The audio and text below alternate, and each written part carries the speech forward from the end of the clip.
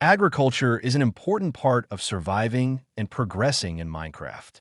Start by planting sugar cane directly next to a water source, since it will not grow without water. Sugar cane is essential for crafting paper and books, which are needed for enchanting and for trading with villagers to earn emeralds.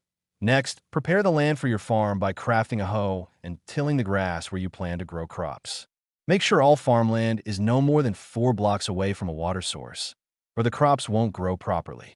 Once your farmland is ready, build a wall or fence around the area to protect your crops from being trampled by you or by mobs.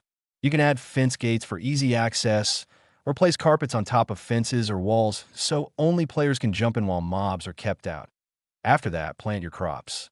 It's a good idea to grow at least 32 of each major crop, including wheat, beetroot, potatoes, and carrots, to ensure a steady food supply.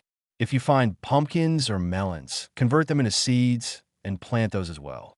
Finally, light up the area around your farm and your settlement with torches to prevent hostile mobs from spawning nearby and damaging your hard work.